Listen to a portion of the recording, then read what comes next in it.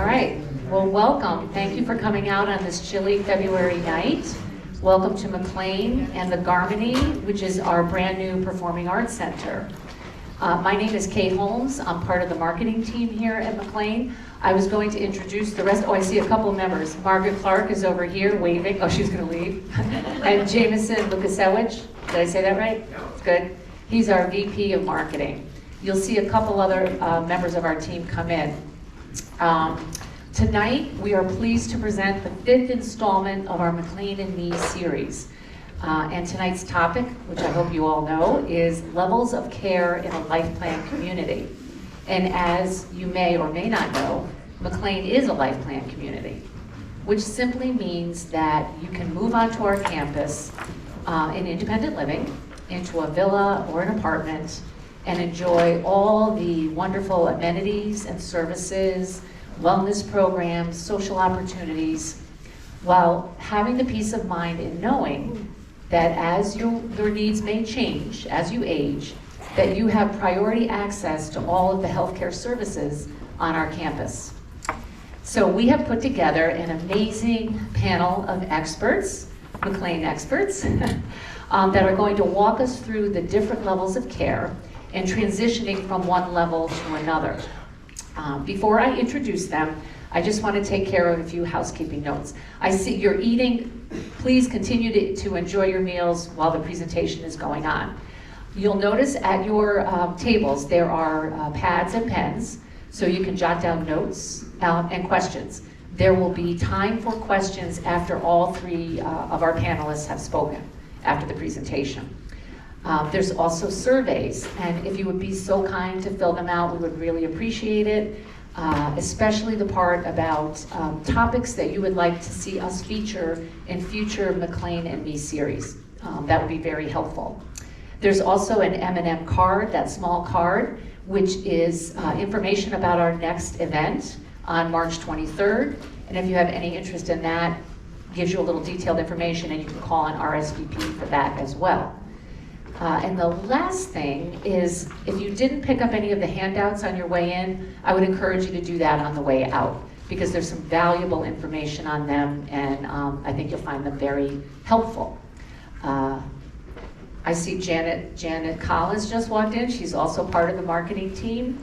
We have left our business cards on the table as well, so after tonight, if there's anything you're unclear of, or you have any questions, you are welcome to call us, and we're happy to answer anything or get you to the person that can answer anything.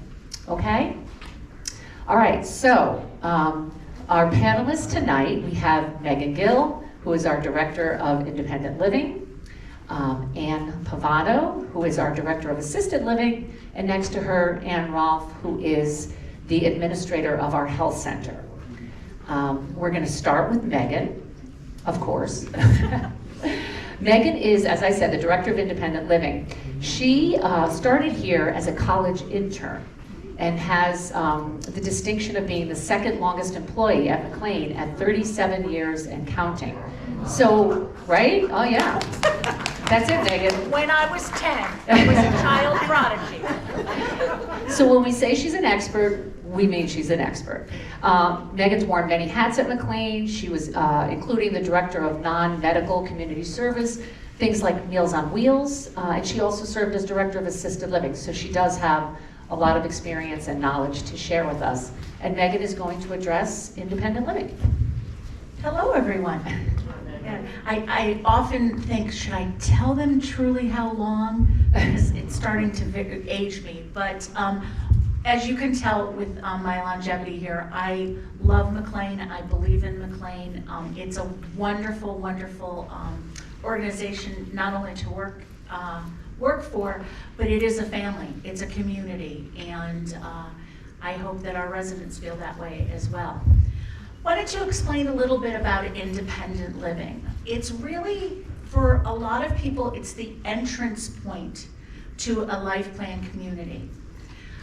Independent living is exactly what it sounds like, independent. So when people move into our independent living facility, they have to be certified by a medical person that they do not need any types of services. that they don't need assistance with showering, they don't need med management, they don't have dementia, because this building has no medical services, and we are also staffed for daytime hours. So it is like living in your own apartment out on, I was gonna give a competition, out on Simsbury Road. So that's the key about independent living. And some say, well, why would I want to move? Why wouldn't I want to live in an apartment out on Simsbury Road? The benefit of living in a LifePlan community and starting in the independent is that you receive services and amenities that someone once said to me, it's like being an adult in college, okay? I say yes, but for a lot of us that were fortunate, our parents paid the bills in college. So what I mean by that, the amenities that we have here in the village, which is what we term our independent living. We offer flexible dining, so just like college, you don't have to cook. Bi-weekly housekeeping, that's something they didn't offer in college that they should have, especially for the boys. Activities, maintenance, landscaping, so mowing the lawn, taking care of the flowers. In the inclement weather, you don't have to worry about plowing or making sure ice melt is put down. So it's really what we consider a carefree lifestyle, because all those chores are taken care of for you, and that you get to spend your time exploring new horizons, cultivating or getting better at things that you may have liked in the past, but then work and family and life came about, and it's like, wow, I used to love to paint. It's been 40 years since I painted. We've got a painting group.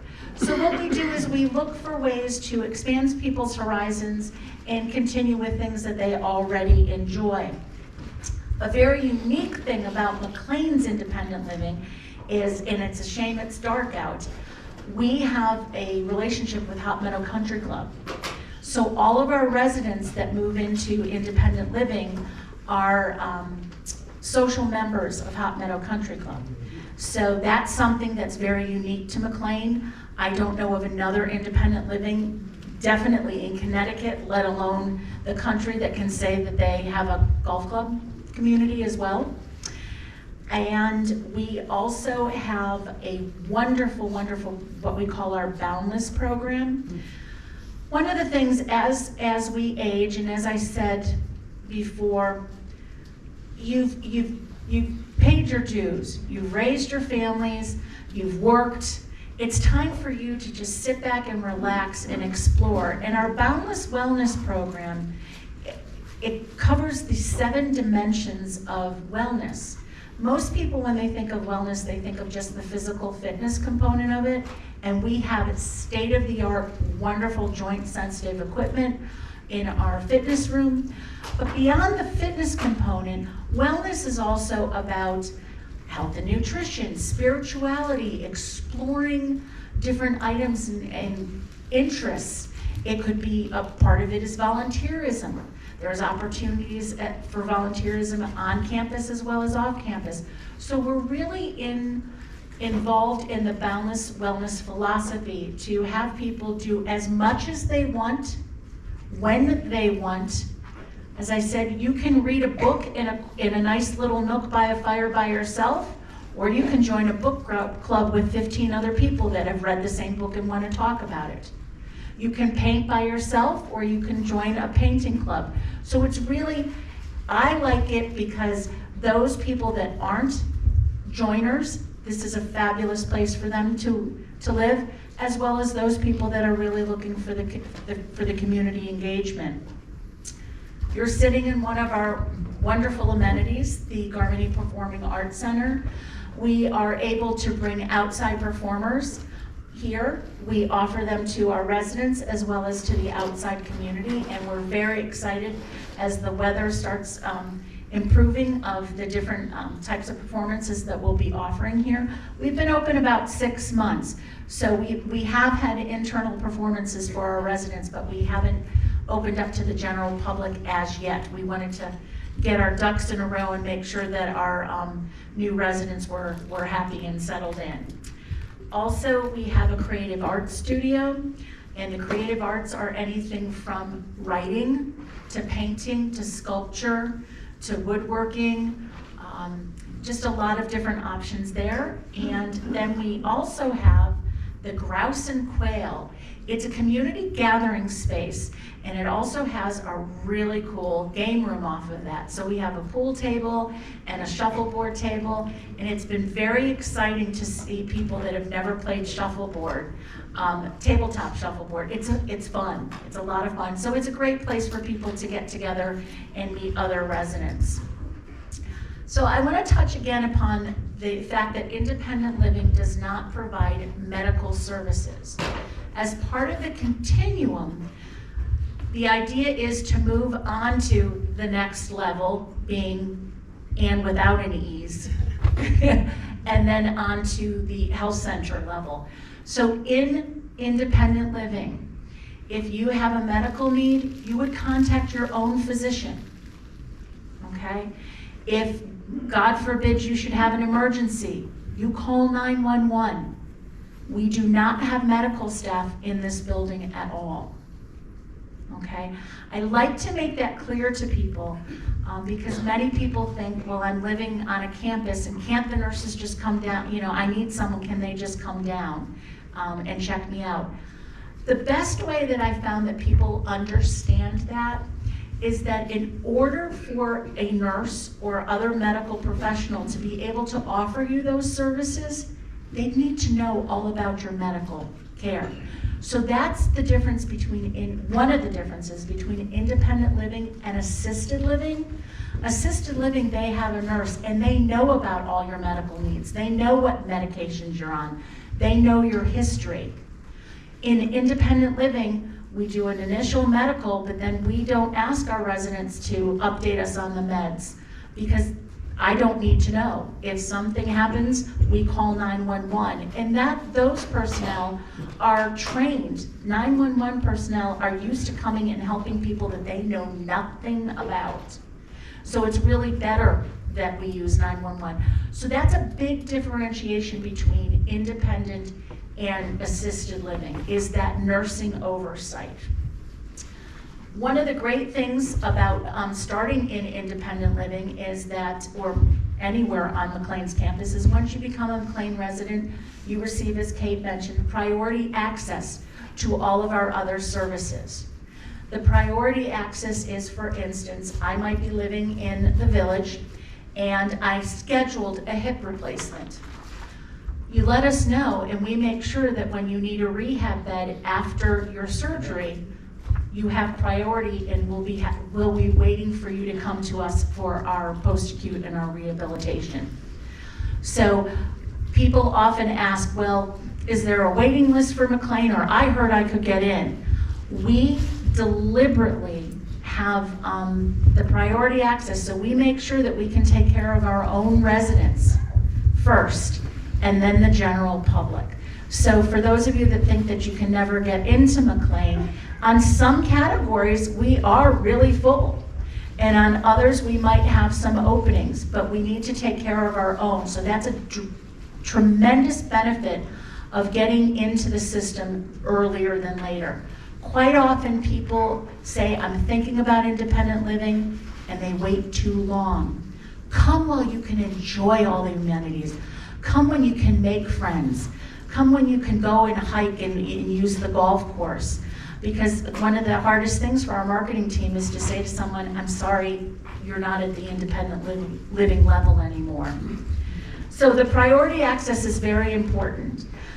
Another thing that I always like to point out to people, one of my greatest joys is when a couple moves in. Unfortunately, we all don't age at the same rate. So one person in a couple may need to go to assisted living or may need those increased services, while the other is totally independent and doesn't need that. It is wonderful to watch the transition as the person that needs a little more care, makes the way through the continuum. The spouse that was doing the caring for is no longer a caregiver. They can just spend time with their loved one as just the husband, the partner. That burden of caring for their everyday needs is lifted because they're getting that on the next level. And it's wonderful because not only do the other residents that live in Independent, they knew them as a couple, so they can also be supportive when one of them has to move through the continuum. So I like to point that out because it's definitely a plus for couples that they can just walk across a road and they can be with their loved one and just be, not have to worry about anything. And that's wonderful to see. That's really wonderful to see. Did I cover everything you wanted me to? I think so, Megan. We'll catch up. No. Okay. The one thing that I would say, you did make clear there were no medical services, but included typically, and we do this here, is like a lifeline. So there is, everyone gets a lifeline if they wanted, that if they did need emergency help, they could press that button and get that right away, just to make sure. And then also talking about transitioning a little bit from independent living to assisted living. Yes, I did want to touch on that because people will say, well, when do I have to make that move? I assure all of our residents as they move in, nothing would come as a surprise. Number one, I am not waiting to find out that someone fell. Just because they had a fall doesn't mean that they need assisted living. We want to make sure that everyone living on our campus, not just independent living, are safe for themselves and safe to others. So as people age in place, whether it be a physical ailment or a cognitive ailment, my team will work with the families and the residents to help say, we may have to start thinking about a move. I do not call people up and say, you know what, I heard you fell again, it's time for you to move, you have a week. I want to be sure that we work with people. We, as a McLean community, look for the path of least resistance. We want you to be at the highest level of independence that you can be. Once again, with you being safe to yourself and to others. So other places have very strict guidelines. If you check off this box, it's time for you to move on. Well, there's circumstances behind that. So we work with the residents. We are not looking to automatically move someone through the continuum. We're looking to work through the process with them and once again, keep them at the highest level possible. Good. Okay. Thanks, Megan. Okay, so we're going to move over to Ann Pavano, sitting next to Megan. Ann is our Director of Assisted Living. Prior to that, she ran our specialized memory care program and directed all memory care initiatives at McLean. Ann oversees all our volunteers and is our campus liaison and helps people or McLean residents and their families navigate all of our levels of care. Good evening. Good evening. Can you hear me? Can you hear me? Sure. Here. You want to hold that? Good evening. Is that better? Yeah. First, before I speak about assisted living, I just want to speak about my role as the campus liaison. So my role here at McLean as campus liaison is to help people and families in the greater community transition here to McLean and help those here at McLean transition through the levels of care here on our campus, realizing that we have changing needs as we age. So what does that mean, helping people transition? Often it means helping them find resources. Maybe they're looking at our different service lines here at McLean, home care, maybe rehab, social services. Maybe they're looking for an aid here in their independent living apartment. I help families with those difficult conversations. How do we know when it's time to change our level of care? And how do we approach mom or dad or my spouse with that conversation? I've had families call me and say, can you give me some tips, some tools? What are some things I should do to share with my loved ones on how to start that conversation? Another thing I often do is share community programs that we offer here. We offer a social model day program. We offer dementia caregiver support groups, a community cafe for caregivers and their loved ones with dementia, and it's a social gathering spot. We offer a GAP group, which stands for Giving Alzheimer's Purpose, and that is a support group for people with dementia, and that's done in association with the Alzheimer's Association. We also offer memory care volunteers. These are special volunteers who go through 8 hours of training that volunteer here on our campus in our greater community with people. So again, one of my roles is to let you know that you are not alone, that we want to partner with you as a resource for the community that we serve. Now I'm going to jump to assisted living. So assisted living, or AL as it's often called, is right between independent living and our skilled nursing. So if you're in assisted living, you do not have a skilled nursing need, but you might just need a little extra help. And that's often called ADLs, or activities of daily living. So these activities of daily living that you might need a little extra help with are bathing. Maybe you need help with dressing, or your loved one does. Help with hygiene. Maybe meal prep has become a problem, or people are forgetting to eat. Maybe they need help managing their meds, or they're having social isolation, or maybe they're having frequent falls. Maybe there's confusion of space and time, or they're exhibiting some poor judgment, maybe financially. Maybe they're becoming risk takers, or maybe there's a safety issue. And lastly, but certainly not least, is caregiver fatigue. And I think Megan touched on that a little bit. And that actually is a big factor to also consider. Caregiver fatigue, signs and symptoms of caregiver fatigue include feeling a lack of control, feeling overwhelmed, tired, sad, often feeling angry or irritated, headaches, and just signs of depression. So in the end, a move to assisted living, unfortunately, is often event-driven. It might be a fall or another occurrence that makes people look at it a little more closely. So it's always best to have these difficult conversations with your family and your loved one when it's not an emergent situation. So back to the nuts and bolts of our assisted living up at the health center. We're lucky to have 3 really distinct neighborhoods in the health center. Called Robinson is one neighborhood, and that's really the most independent group of our assisted living neighborhoods. Then we have the Abernathy, that's people who just need a little bit more help than those on the Robinson, and Atwater, which is our secure memory care neighborhood. So all these neighborhoods have private rooms and private baths. So within these neighborhoods, each of these neighborhoods, you could enter into assisted living at 3 different levels of care: core, supportive, and enhanced. So you could come into care in assisted living from any of those neighborhoods at any of those levels.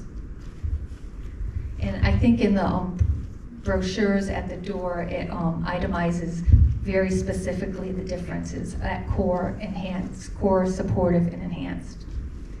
Another thing to know is that we are the first assisted living in the state with the distinction of a purple flag. And that purple flag distinction is for outstanding dementia care. So that's something we're very proud of here at McLean. Another fact to be noted is that all our clinicians in the health center receive 12 hours of dementia education every year. And those non-clinical, dining, housekeeping, business office receive 4 hours every year of dementia care.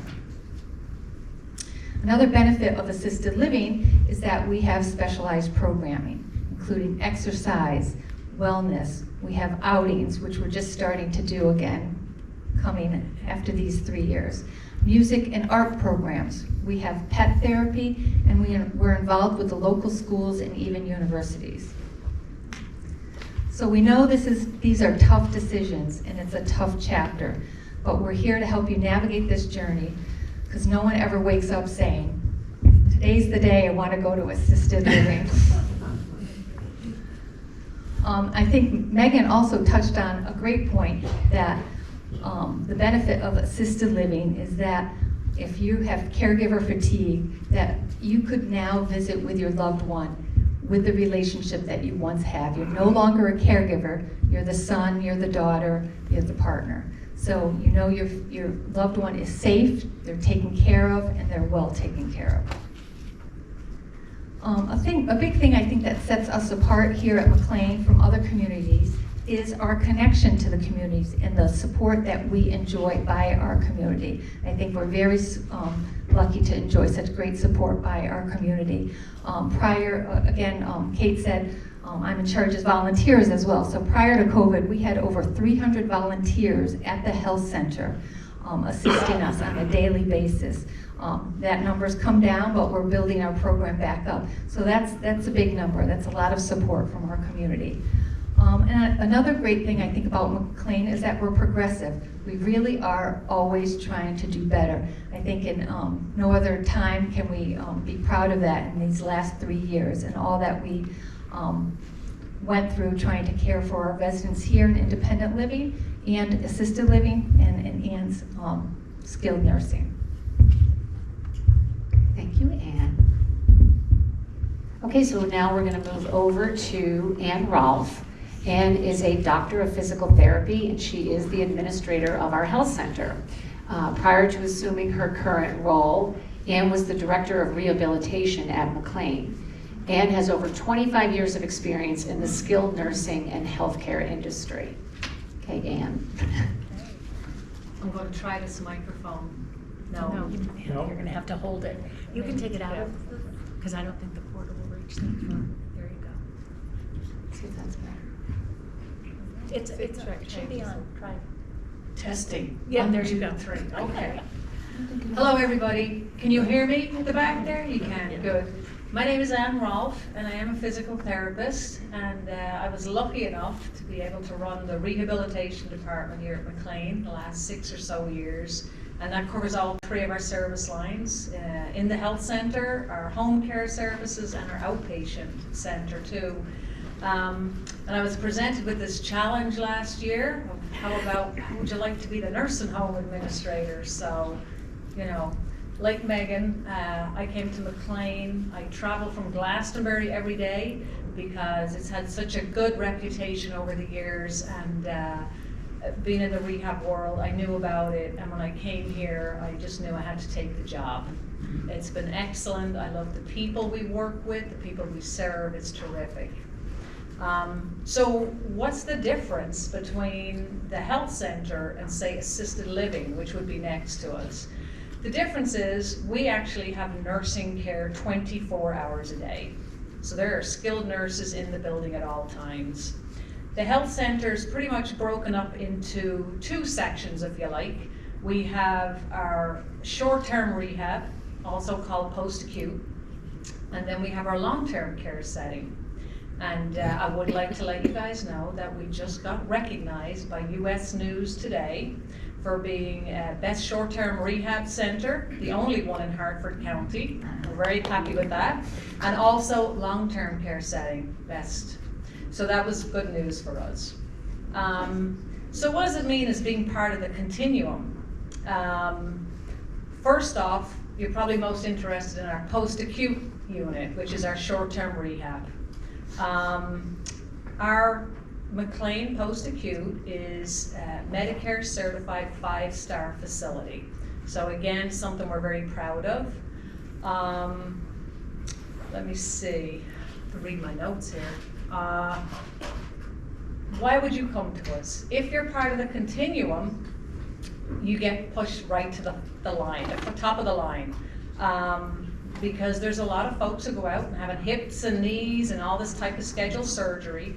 So how nice is it to be able to call the admissions office here at McLean and say, oh, I'm a resident at McLean and I'm going to go in and have surgery, and then you get pushed right to the top of the line. We have wonderful people in our admissions office. Michaela, I know she has done one of these McLean and Me presentations, and along with Penelope in the office, they will speak to you about your scheduled surgery, make sure we keep you on the list there and know when your surgery is going to take place. They'll follow up with you at the hospital, again, just trying to really promote the continuum and making sure we keep you in the loop about everything. You would be more than welcome, if you're considering surgery, to come and take a tour. Call the admissions office, take a tour to see where actually am I going to be after surgery. It can be a little scary, but it's actually comforting to go and visit and see, oh, okay, this is nice, it's right here in McLean, it's a private room, I have Wi-Fi, it's the same type of dining experience. So it's really valuable to schedule a tour if you're really considering doing that. You'll be happy to know that when you come for short-term rehab, your discharge plan begins as soon as you arrive. So our goal is to get you home as safely and as efficiently as possible so that you can return home, and it might be with some extra services. We also have McLean Home Care and Hospice right here on campus too, and they can visit you in your home, a nurse, a therapist, so we get you to the point where you can go home safely from the health center. The team on the post-acute unit, there are only registered nurses, so RNs tend to the need. And that's because they have better experience in assessing and evaluating as opposed to an LPN. They work directly with the therapist. We have physical, occupational, and speech therapists. And then of course we have a wonderful social worker who's going to work with you to help you figure out what type of services you might want to get home. We are a preferred provider of all 3 major hospitals in the region, so UConn, St. Francis, and Harper Hospital. We have preferred provider status with them, and what that means is they like to refer their patients to our short-term rehab facility because we've demonstrated that we get people home safely and efficiently with hardly any rehospitalizations, so that's a nice thing as well. We have 3 physicians who, every day we have a physician on our short-term rehab unit. 2 are from St. Francis Hospital and 1 is affiliated with UConn. So they have a lot of APRN support, but they are there daily. Our medical director holds rounds every Wednesday, so care is continuous. Let me see. All right, so now I want to talk about what nobody wants to talk about, is the long-term care setting. But let me give you a statistic. Only 1.1% of the population between 65 and 74 years old live in a long-term setting. And only 15% over 85 years old live in a long-term setting. So that's not a lot of people if you look around this room, okay? Maybe 1 table. So, and again, that's the joy of being part of a continuum. You're going to have the option of these services online. We have a physician's clinic in the health center that you guys have the availability for. We have our home care therapists who can come to your home to give you, some services if you need it, so you don't have to leave. And then we also have the outpatient clinic on campus as well, that your doctor can get a referral to you. You can go visit there, get some therapy. So it's all right here, part of the continuum, and you guys get priority, so that's really good. But there are people, that 15%, who do need to stay in long-term care setting. It's not because they're severely debilitated, it's because they need 24-hour nursing care, okay? It could be a medical condition, congestive heart failure, diabetes, need insulin, you can't give that to yourself anymore. But if you should have to come to our long-term care setting, and again, it's also award-winning, it is the same life enrichment staff, it is the same therapists, it's the same doctors, and you have availability to still partake of any entertainment on campus, here, in assisted living, be part of any groups that you want to be part of. So it's a true continuum. I think that's all I have to say. Nice. All All right, so just to sort of sum up, I would say, as Megan said, you could start here in independent living. one of the things that Janet and I, we work with people all the time, this is one of our cautions, is that people think about, you really do want to think about, is a life plan right for me? And in making that decision, a lot of people will come in, they'll love something, they'll love an apartment, but they're not ready to move yet. And what we find is a lot of people wait too long. And that's the one thing that we would tell you not to do, because at the point, as I think Ann just mentioned, or one of the Anns mentioned, that you wait for an event to happen, and then you may not medically qualify for independent living any longer, and then your options are a little limited. You have to go directly to assisted living if you need that kind of care. And then, you're not on the campus yet or in any kind of campus, and you have to hope that they've got space. And again, down the line, if you are in that small percentage, that 15% that need long-term skilled care, again, knowing that you jump the list. Well, how many people do we have on the list? Over 200? Over 200. We have over 200 people on our wait list for long-term skilled care. So if you start here, or start at any, we're talking about McLean tonight because that's what we know. But we do tell people, if you're thinking about a life plan, go out, look around. You want to see what community, it's kind of like looking at a college, where you feel at home. And we encourage that. So, but it is nice that once you come in and as Megan said, you have the opportunity to make new friendships and enjoy all the amenities and services and independent living, just knowing then down the road, if you are one of those people that does require that higher level of care, you jump the list. And they say that the biggest fans of life plan communities are the children of parents that live in them. Because for children, for your kids that worry about you, they don't have to worry anymore. Because you made the decision, I'm going somewhere that I know if I need a higher level of care, it's there. And I have access to it. All right, that's just my 2 cents. So, and now we'll open up for questions. Yes. Could you be more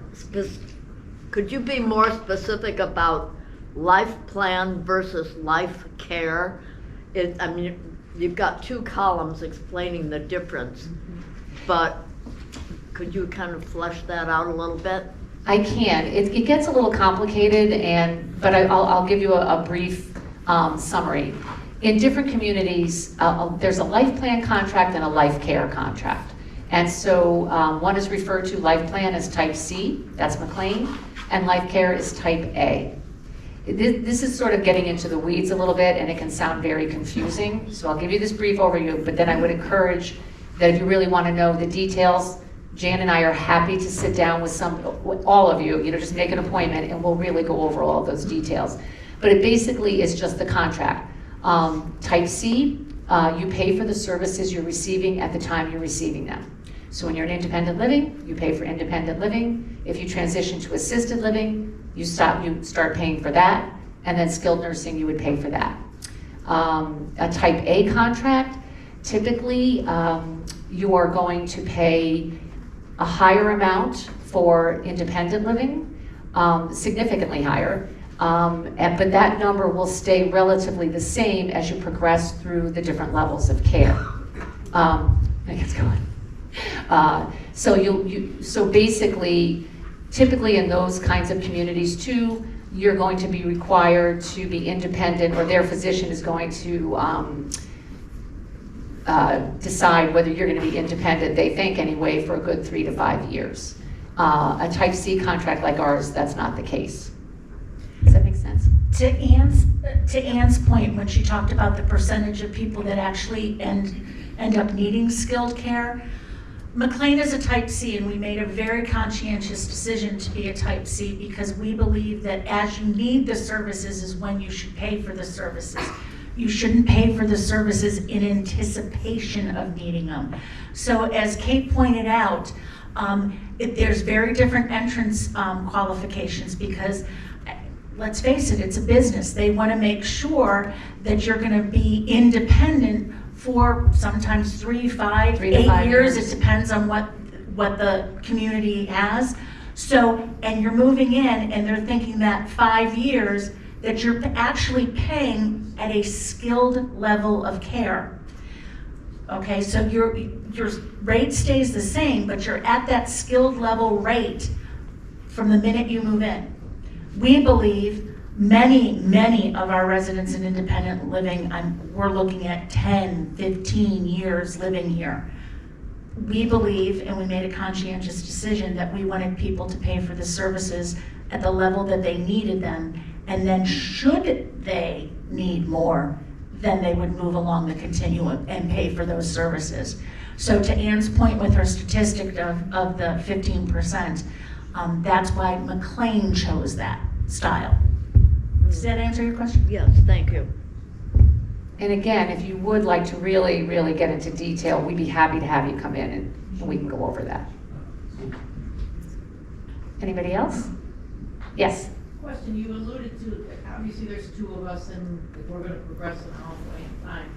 Supposing we come and we want a 2-bedroom home to live, or the apartment, whatever we call it, and then one of us needs to move forward on the path, and does that mean the other one moves into a 1-bedroom, or, We buddy you up with someone else. There you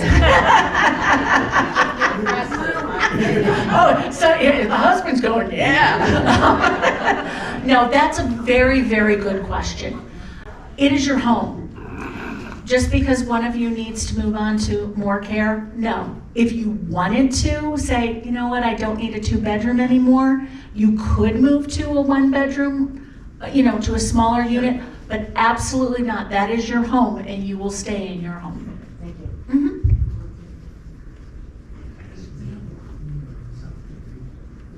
Yes? You could transition with your partner though to the care level that they needed. Very good point. You could transition. That is something that Ann Pavano, as the campus liaison, would really want to point out, what the more independent person might be losing by transitioning. But we have had many couples that one of them has needed assisted living and they've both moved to assisted living. So yes, that is correct. Good point.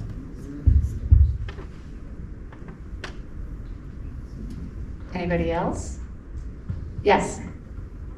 Just a quick question on when you're initially coming into the community, you want to get on a wait list or whatever, get into independent living, and your name comes up, and you're not really ready to do it yet.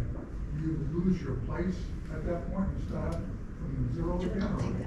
I'll take that one. So the question was that if you wanted to be on a wait list for independent living, and then, because you weren't ready yet, and then we called because we had the perfect apartment for you, and you still weren't ready, do you move to the bottom of the list, right? Right. Did I get that right? You do not. We just kind of keep you where you are, and we'll call you again, and see what's up. But you really wouldn't want to give up that perfect apartment.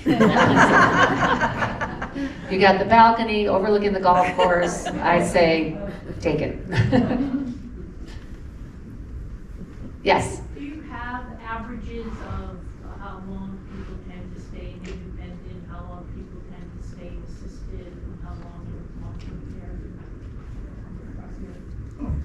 I know anecdotally, because I've been here so long, but anecdotally, most of our independent living residents are 8+ years, quite some time.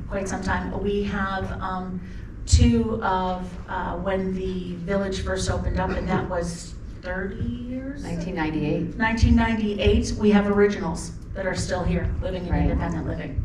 And there is a statistic that I have read that people that move to a LifePlan community live on average 7 years longer.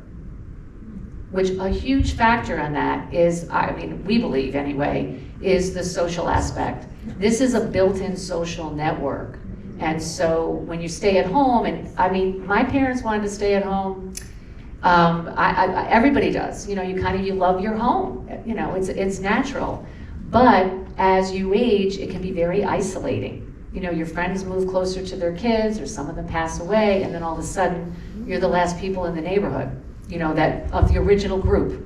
There's go a ahead. statistic, it's in isolation, and is in the top 5 reasons that people become ill and frail and need to move Yeah. on to different levels. We just don't give enough credit to how we're social beings. Some of us more social than others, but literally just even seeing another human being is very important.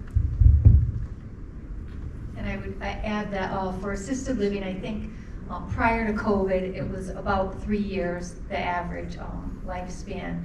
But that being said, to Megan's point, when we went through COVID, I remember reading articles, the social isolation that people experienced during COVID, especially in our health center, which was a little bit more isolating, it was equivalent to smoking 15 cigarettes a day, the impact on their health. So we've seen that significant impact on their health in our assisted living.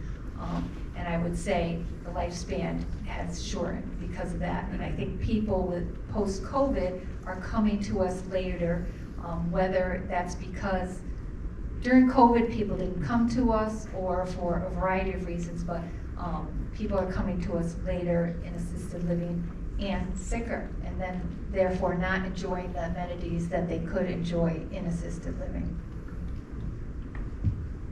Both of you. This might have, did you raise your hand too? This might have been asked in slightly different form, but what if the couple has been married forever? We have 62 years. Congratulations. But we would be coming to you possibly at different levels of health.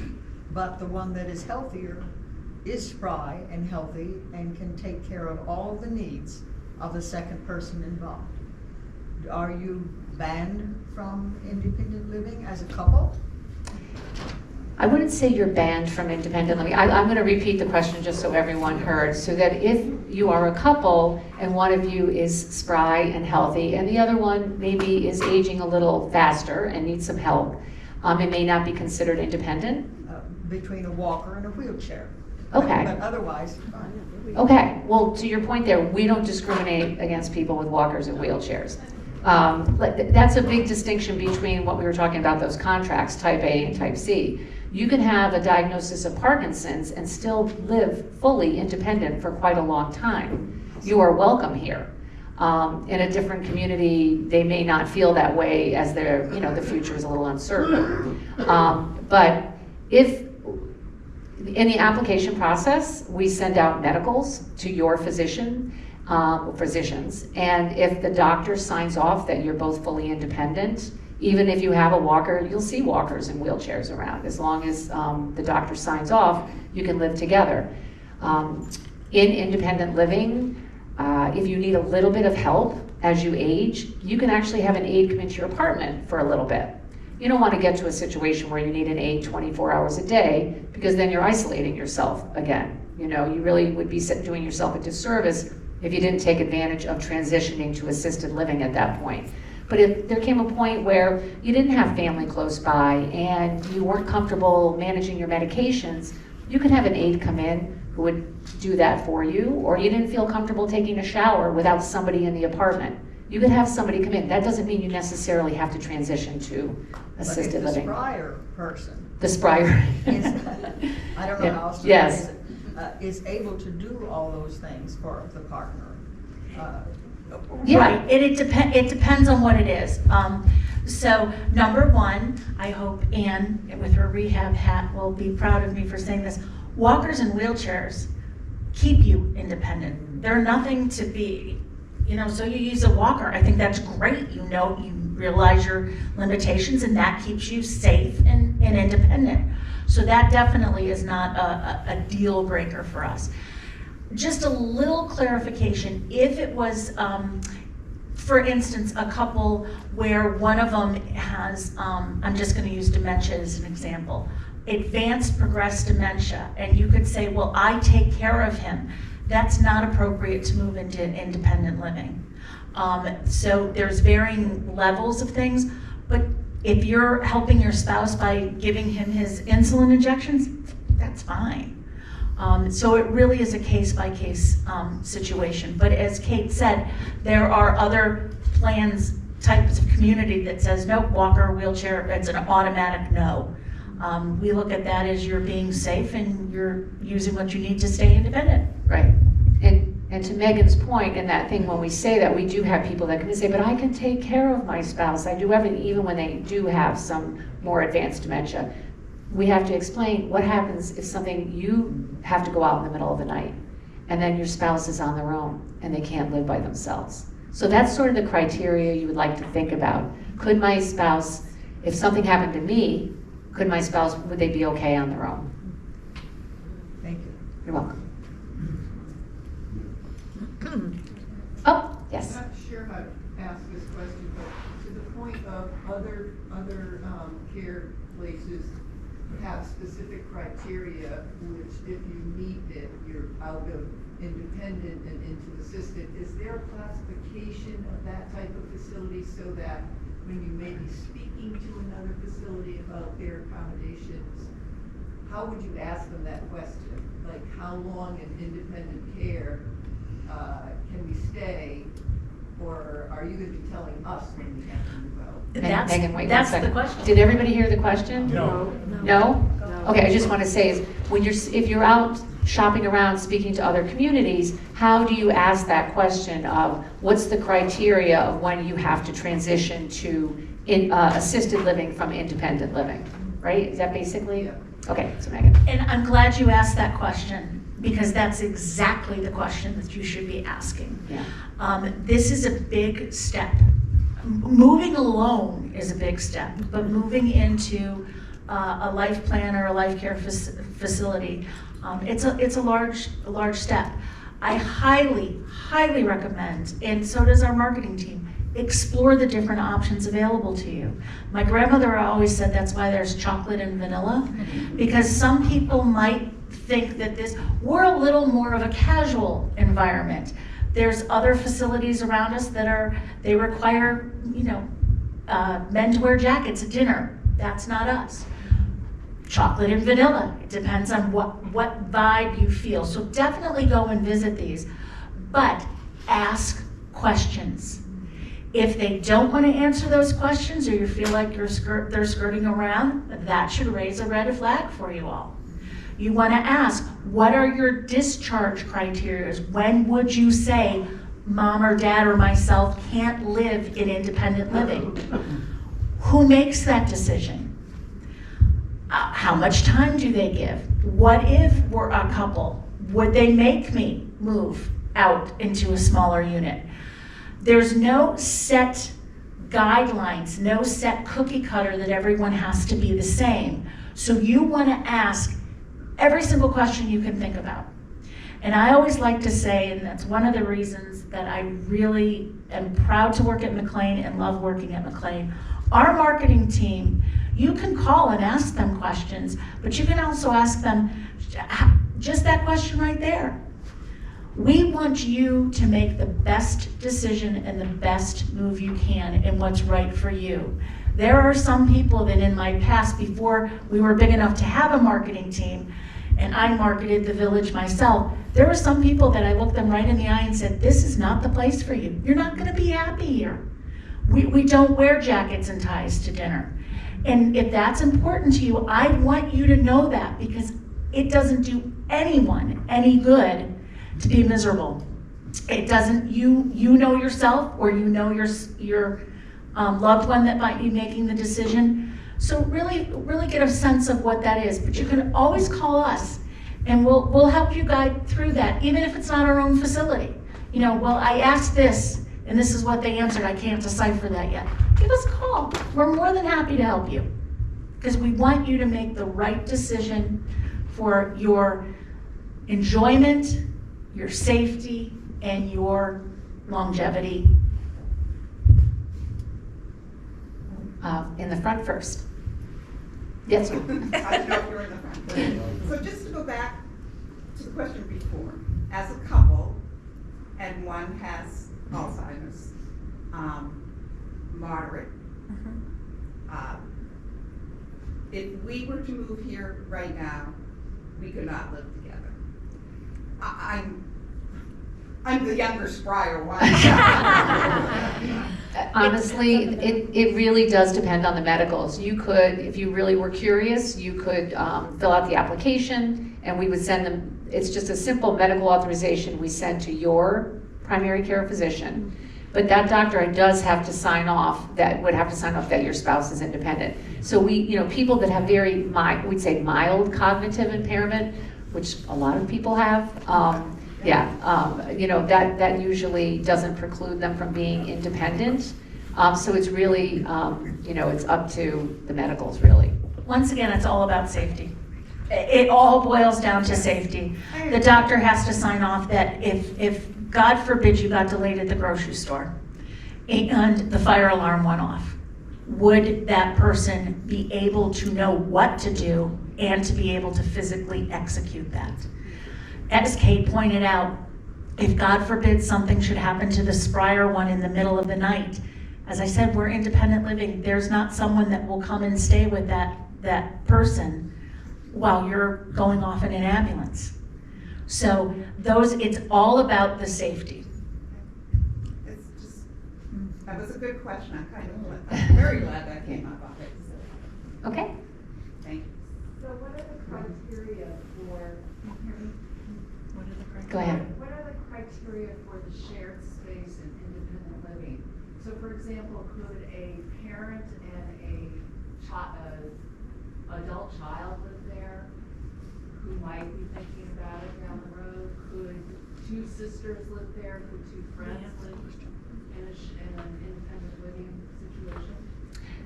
Well, Megan, you can talk, but there is an age, there's actually a minimum age, so this way it pays to be a little bit older. One of the few, the rare circumstances, but the minimum age is 62. But we do have parent-child living together, and we've had sisters before. Yeah. I guess to really get to the nuts and bolts of it, both of those people would have to meet the criteria. So that we don't, partners, families, friends, sisters, as long as they both meet the criteria to move in, there is no problem with that.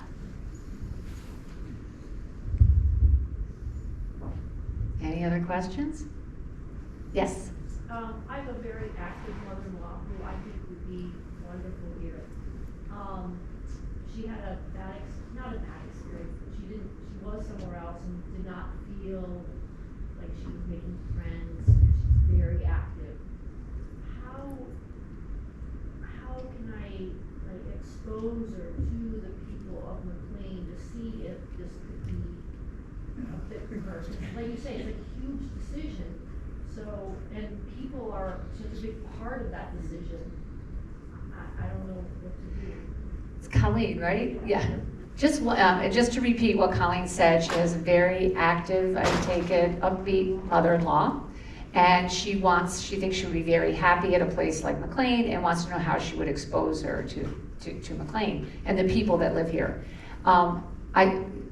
Jameson is my boss, so he might say something when I say this, but COVID really did alter the way we did a lot of things. And prior to that, we would have immediately, Jan and I would have said, oh my gosh, bring her in, have her come does she like to knit? Does she want to go to the knitting group? Does she want to go to art club, history club?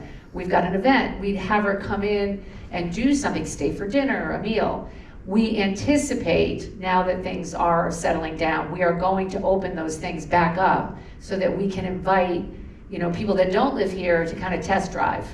Can't stay overnight right now, but just to come on in and share a meal with some residents and participate in some events and activities. You're in this beautiful performing arts center.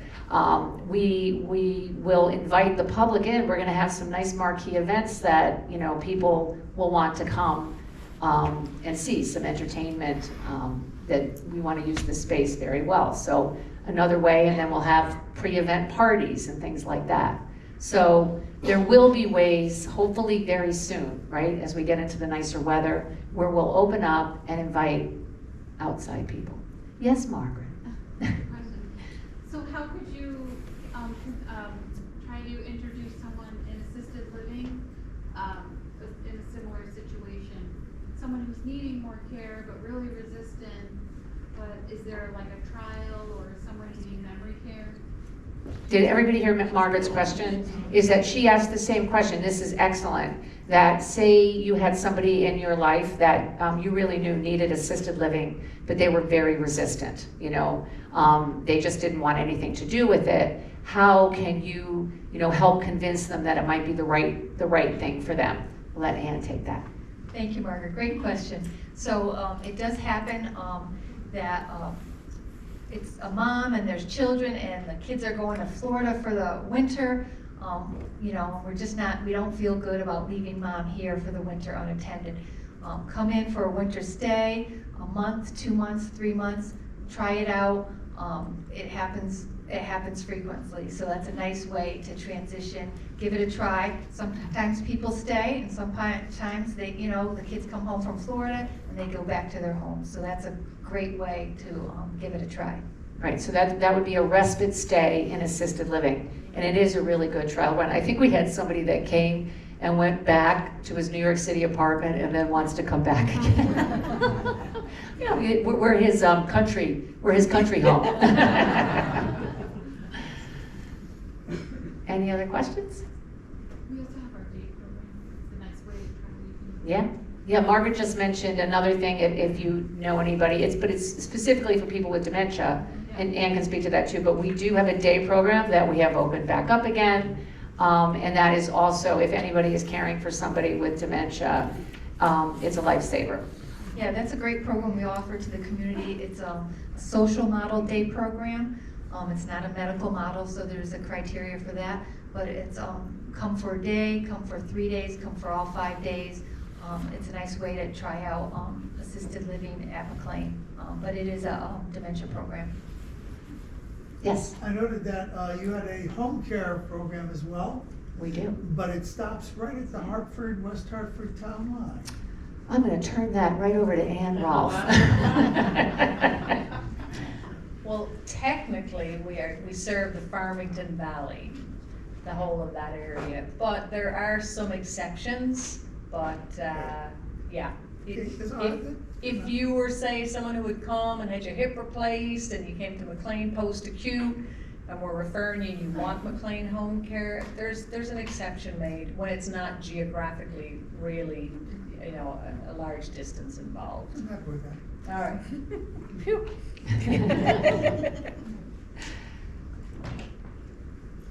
Any other questions? Yeah. Do you have pickleball courts? I wish. You I wish we had did. to ask Kate. I want some I will be campaigning for pickleball. Yeah, we One do of- not currently have pickleball courts. So one of the Home or great something like things that I can 100% attest to, McLean is always looking at new opportunities and what the community wants. But right now, because that's a big question with some of the independent living residents, we have such close proximity to Simsbury Farms, which has phenomenal pickleball courts, that we'll be working with them when the weather gets better, that we'll have a McLean time over there. And rumor has it that Hot Meadow might be thinking about a pickleball court. So if they get one, then yes, if you live here, we have pickleball courts. Yeah. Yes. Are there any advanced plans for the pool, making it larger, making it, because I think that's such a great senior activity, pool exercise. Megan's handing this one off to me. We do, as some of you may know, and we know it was beloved, we have a warm water pool in our outpatient therapy area. We had to drain the pool during COVID for health reasons, germs. And we are now reevaluating whether that is the right, is that the pool, we drained it and it needs some work. So is that the right place to place our resources, or do we consider alternative pools, you know, a lane pool, a jetted pool, something like down the road, you know, or is that something that we should consider? So that's what they're evaluating now. Are any of you offended by what I said? No. But we know that water therapy. We also, for people that live here now, you do get the social membership to Hot Meadow and you can swim in their pool. Maybe not this month, you would want to consider it in the summertime because it's outdoors. But there are pools at Westminster you can join, Health Tracks, and the Y. The Y. And the again, not this week, but you could do Simsbury Farms has 4 pools, yeah, or 5. So. One of the things that we didn't talk about, and some people don't know, is, Kate, would you like to just briefly touch on our game refuge? And that sets us apart as well. Okay, I'll touch on it. No, I mean, if anybody's familiar with McLean, you know that we're a not-for-profit, and I hope we follow the dictates of Senator McLean's will. And it's pretty fascinating. There's a book called The Senator from McLean, and if you ever get a chance to read it, it's pretty interesting history of Simsbury as well. But he bought so much land, including the 4,400 acres in the game refuge.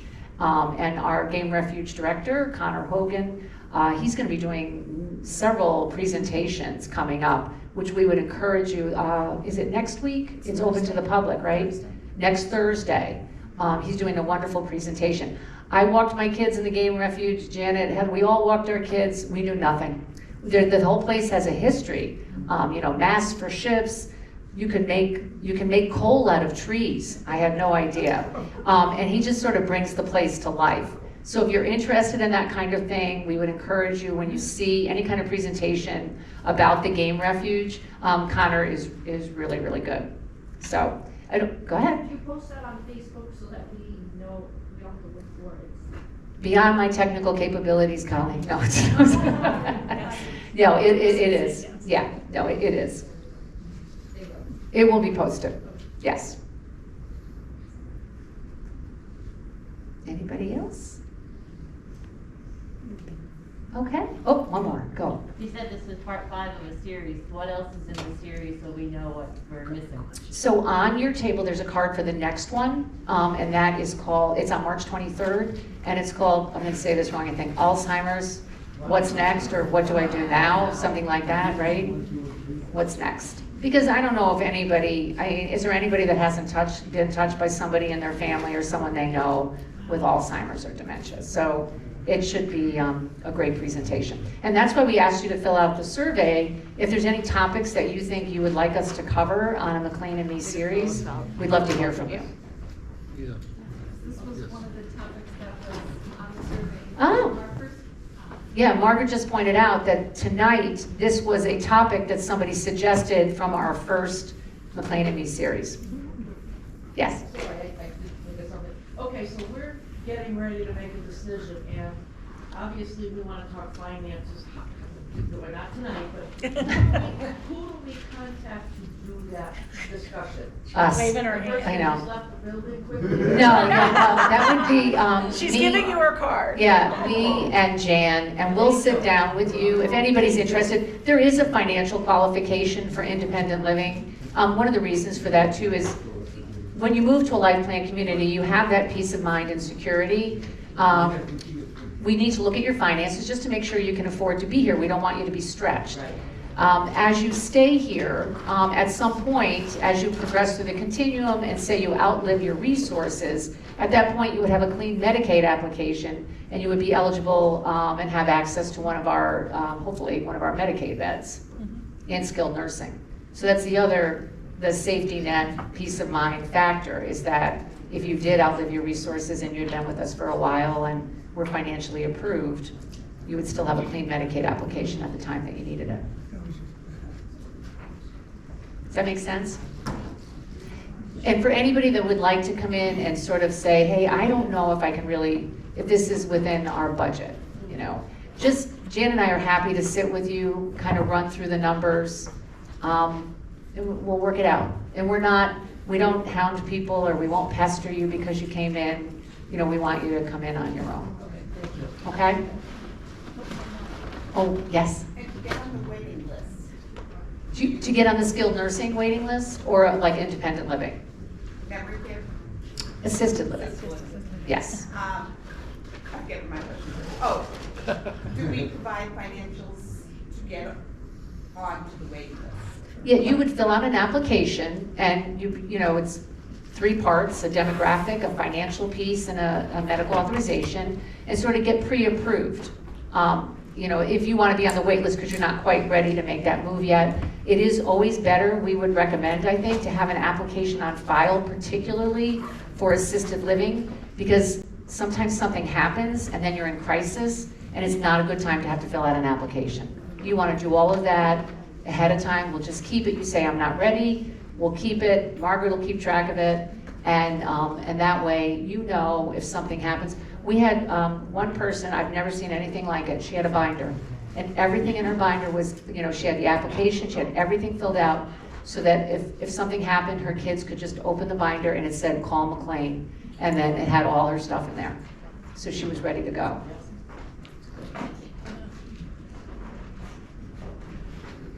Are we good? Yep. All right, well, thank you everyone for coming. Really appreciate it.